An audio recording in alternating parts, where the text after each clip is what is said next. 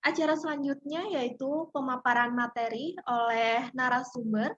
Untuk sesi ini akan dipandu oleh moderator kita yang luar biasa, yaitu ada Ibu Iza Purwaningsih, Esos. Ibu Iza, apa kabar Ibu Iza? Bisa mendengar saya? Baik, Alhamdulillah Bu Deviani. Ya, terima kasih Ibu Iza. Nah, Ibu Iza ini saat ini sebagai kasih rehabilitasi sosial di PPSDN Pendowo. Begitu nggih Bu nggih? Selamat Iya, datang benar. dan selamat bergabung dalam acara webinar kita kali ini Ibu Iza. Selanjutnya waktu saya serahkan sepenuhnya kepada Ibu Iza untuk memandu jalannya acara webinar. Kepada Ibu Iza kami silahkan. Iya, terima kasih Ibu Dewani Prita Sumbadra atas waktunya. Dengan ucapan Bismillahirrahmanirrahim, izinkan saya menyapa Bapak dan Ibu peserta webinar Hari Kesejahteraan Sosial Nasional tahun 2021. Dipandu oleh saya, Iza Purwaningsih, kita akan menyimak dan berdiskusi dengan narasumber webinar hingga pukul 15. Pada webinar siang hari ini, kami hadirkan 5 narasumber dengan masing-masing narasumber diberikan durasi 15 menit untuk menyampaikan materinya, kemudian dilanjutkan dengan sesi tanya-jawab. Baik, Bapak dan Ibu hadirin yang berbahagia, selanjutnya marilah bersama kita dengarkan pemaparan materi dari narasumber pertama, yaitu Ibu Yuning Prabakti AKS. Selamat siang Ibu Yuning. Selamat siang Mbak Iza. Iya, Alhamdulillah sudah terhubung, Ge. Pada kesempatan siang hari ini, Bu Yuning akan menyampaikan materi mewakili pelayanan sosial dalam setting community social work dengan tema Working with Children with Sexual Abuse. Keseharian beliau sebagai pekerja sosial masyarakat dan merupakan spesialis advokasi. Kepada Ibu Ning, waktu dipersilahkan. Oke, terima kasih Mbak Iza dan Mbak Dewani Prita. Assalamualaikum warahmatullahi wabarakatuh. Selamat siang, salam sejahtera untuk kita semuanya. Baiklah, terlebih dahulu saya juga mau mengucapkan atau menyampaikan salam kepada para peserta webinar yang berbahagia. Untuk materi sekarang akan saya bawakan adalah tentang advokasi pekerja sosial dalam kekerasan seksual terhadap anak. Kasus kekerasan seksual pada saat ini sedang marak-maraknya dan gencar sekali terjadi di mana-mana ya. Jadi seperti istilahnya fenomena gunung es, kekerasan seksual yang diketahui dan dilaporkan itu nampak sedikit, tetapi padahal banyak sekali kasusnya yang juga tidak kelihatan ya, karena mungkin banyak orang yang tidak melaporkan kasus-kasus tersebut ke pihak Polres atau ke perlindungan anak. Pelaku kekerasan biasanya itu terjadi dengan orang-orang dekat dengan kita. Biasanya ada juga ya yang pelakunya itu orang tua, kakak kandung, mungkin juga ada teman, kerabat, pacar, atau mungkin juga dari guru ngaji, ya, tokoh agama atau tokoh masyarakat juga seperti itu. Untuk menyampaikan informasi yang sekarang ini, saya akan sedikit mengulas tentang undang-undang anak, yaitu tentang definisi anak. Untuk definisi anak adalah seseorang yang belum berusia 18 tahun termasuk anak yang masih dalam kandungan. Itu menurut Undang-Undang Nomor 35 Tahun 2014 tentang perlindungan anak. Ya, halo. Untuk dasar hukumnya nanti kita lewati saja ya. Karena ini waktunya juga 15 menit, saya langsung saja ke definisi untuk kekerasan terhadap anak.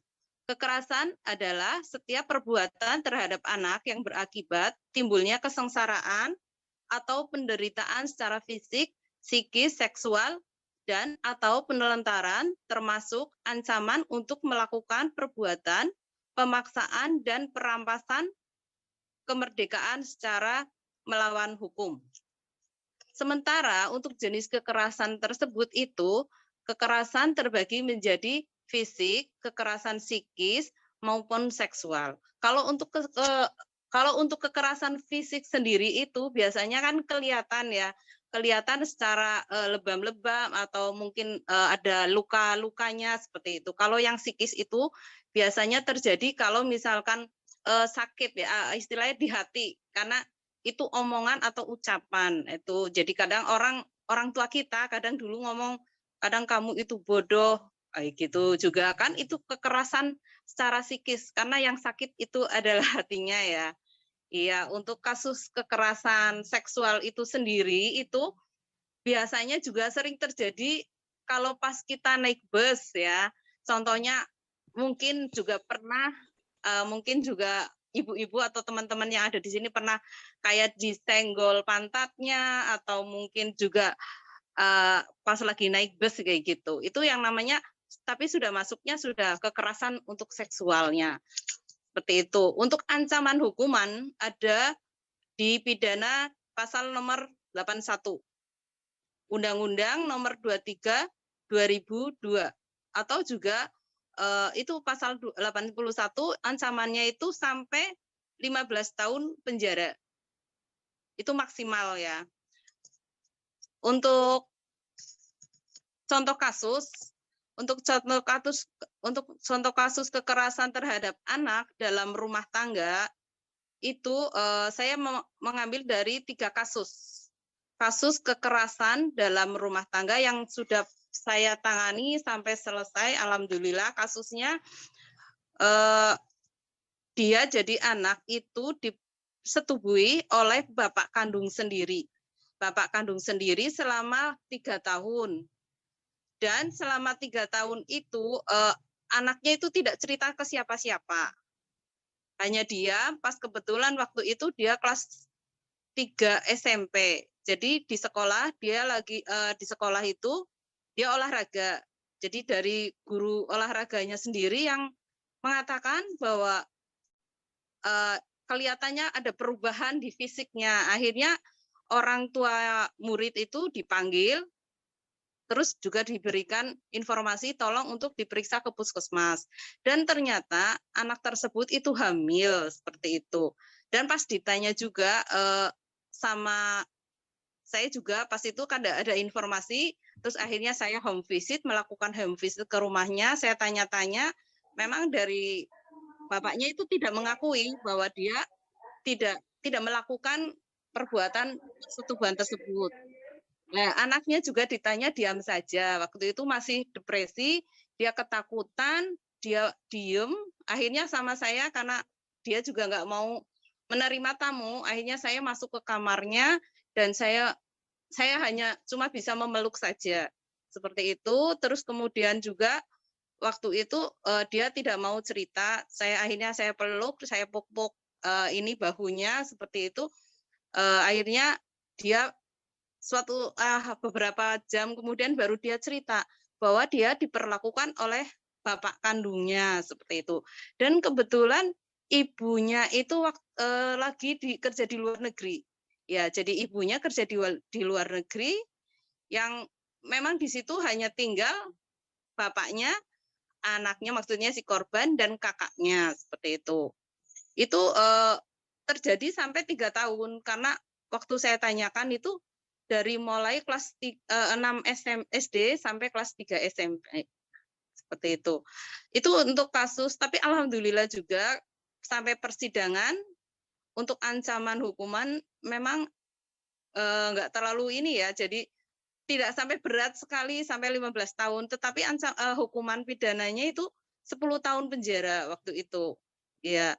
Terus yang untuk kasus yang kedua ini juga malah justru ini baru kemarin saya dikasih informasi sama pendamping PKH, kebetulan saya juga di PKH, dia anaknya dari seorang KPM PKH. Nah itu informasinya itu dia disetubui sama bapak kandungnya dan sama kakak kandungnya, seperti itu. Ini baru bulan September kemarin saya home visit ke sana. juga memang rumahnya juga luar biasa di gunung. Jadi memang kita untuk aksesnya maksudnya jadi mereka itu melakukan seperti itu, keluarganya itu mereka tidak tahu. Padahal di rumah tersebut itu ada ibu kandungnya kayak gitu. Nah, kebetulan juga memang keluarga yang sangat kurang mampu ya. Istilahnya sampai rumah pun tidak ada, masih tanah, lantainya masih tanah, terusan dindingnya itu masih tabak, apa ya bahasa ini kayu dan tabak kayak gitu. Iya, terus juga waktu itu saya tanyakan, dan memang ini anaknya sedikit terbuka, beda dengan yang kasus yang pertama itu, ini sedikit terbuka, dia cerita, saya tanyakan juga, Bapak kayak pernah ngancam nggak sama kamu? Dia bilangnya memang pernah ngancam, jawabannya aja cerita sapa-sapa ya, kayak gitu. Nek misalnya kamu cerita, nek kue cerita, kue akan dibunuh kayak gitu. Akhirnya anaknya ketakutan sekali memang. Lah itu baru tahunya itu sekitar bulan September dia udah memberontak karena saking tidak kuatnya menanggung beban yang diderita. Akhirnya dia pergi pokoknya istilahnya bahasanya pergi ke kemana lah kayak gitu. Akhirnya ditemukan sama beberapa orang dan dibawa ke polsek kayak gitu. Dibawa ke polsek, dari polsek tersebut akhirnya anaknya cerita seperti itu. Jadi cerita macam-macam sampai dari kasusnya dari mulai dari SD kelas 6 sampai kelas 3 SMP. Dan alhamdulillah anak tersebut itu sampai sekarang masih sekolah. Memang saya tekankan kepada korban bahwa dia harus sekolah minimal ya menyelesaikan sekolahnya yang seperti ini, yang sampai selesai kelas 3. Sementara untuk kasusnya ibunya kemarin juga saya mandang gimana ya, soalnya dari pihak ibunya itu malah justru kepengin itu cabut berkas kayak gitu ya. Jadi cabut berkas tapi kakaknya yang tidak dipenjara. Maksudnya jangan sampai kakaknya dipenjara dengan alasan itu tidak ada yang jagani adik-adiknya kayak gitu kan. Adiknya juga ada yang kecil umurnya 3 tahunan.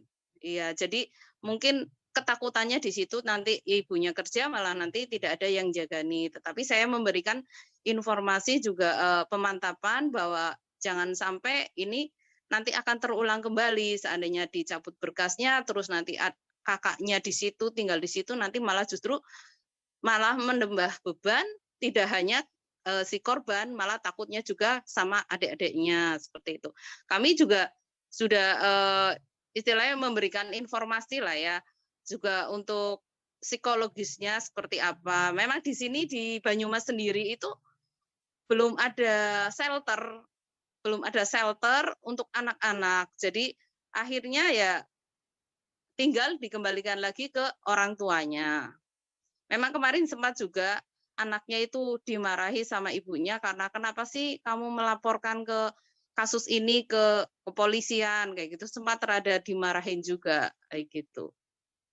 Tapi alhamdulillah sih anaknya sekarang sudah mau untuk sekolah lagi walaupun memang sekarang masih belum terlalu untuk tatap muka ya. Jadi memang kami juga sudah minta tolong ke sekolahan agar anaknya itu diberi dispensasi keringanan untuk tidak mengikuti sekolah secara tatap muka. Kalau misalnya sudah siap, insya Allah baru berangkat. Ini mudah-mudahan sih nanti anaknya selesai sekolah, terus juga informasi yang kemarin diceritakan pas lagi persidangan pun, jadi kepengen nikah Bu, kayak gitu. Memang dari waktu itu juga anak tersebut pas datang di persidangan itu sama pacarnya seperti itu. Jadi nanti kata informasinya itu ibunya juga cerita ke saya mau menikah saja setelah tamat SMP gitu.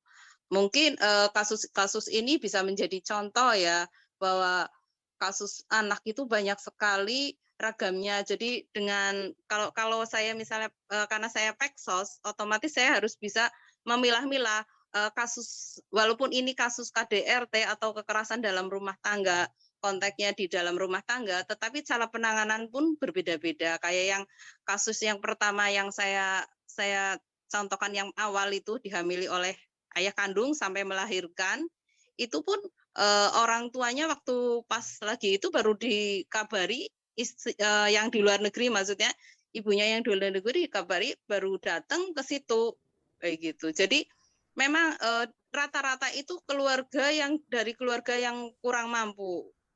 Untuk korban-korban sendiri itu sampai sekarang ya karena di kita itu belum ada shelter, jadi sekalian mohon juga nanti dari mungkin Dinas Sosial Semarang untuk memberikan tempat shelter yang ada di Banyumas.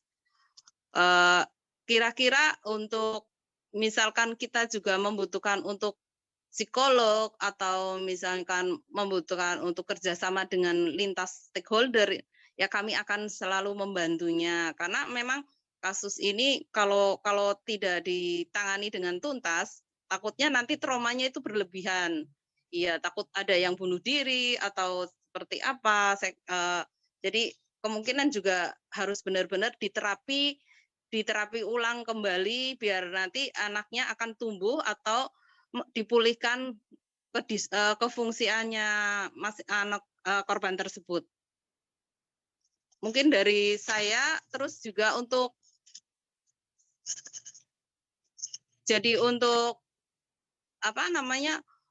untuk informasi bahwa kasus-kasus KDRT di Kabupaten Banyumas itu tidak hanya cuma lingkupnya secara kekerasan dalam rumah tangga, juga ada kekerasan secara dalam pacaran ya, KDP, kekerasan dalam pacaran. Jadi itu pun di orang yang pacaran pun juga kadang ada yang kemarin saya tangani itu pacaran terusan akhirnya karena korbannya itu hamil, akhirnya dari pihak keluarganya itu dari pihak keluarganya datang pun itu pas saya ke sana tidak mau untuk menikahi. Akhirnya waktu itu saya ya sedikit ada ancaman atau bagaimana ya biar kepada keluarga pelaku kalau tidak mau untuk menikahi karena ini permintaan keluarga minta dinikahi saja, tapi kalau misalnya nggak mau menikahi akan saya laporkan. Akhirnya mau tidak mau keluarga tersebut pelakunya itu mau menikahinya dan sampai sekarang alhamdulillah ya keluarganya aman-aman saja, tidak ada masalah. Biasanya seandainya ada masalah pun biasanya konsultasi atau telepon ke saya seperti itu. Nah, yang kemarin saya tangani juga pun waktu itu prosesnya itu waktu melahirkan, terus anaknya selesai, waktu itu SMA ya, kelas 3 SMA, selesai, terus saya carikan link, karena dia sekolahnya waktu itu kelas 3 SMA, saya carikan untuk kejar paket C. Jadi, terus dia selesai sekolah SMA, ikut kejar paket, kemudian sampai sekarang kuliah dan permasalahannya sudah selesai. Istilahnya anaknya itu yang rencananya dulu diadopsi mau diadopsi sama orang tuanya, tetapi akhirnya tidak jadi dan sampai sekarang anaknya diasuh oleh yang bersangkutan. Walaupun memang kemarin saya tanyakan Jerene anaknya itu memang ngomongnya ke ibu kandungnya itu bukan ibu tetapi Mbak, karena mungkin anaknya belum siap mengatakan kalau kamu itu anak saya gitu.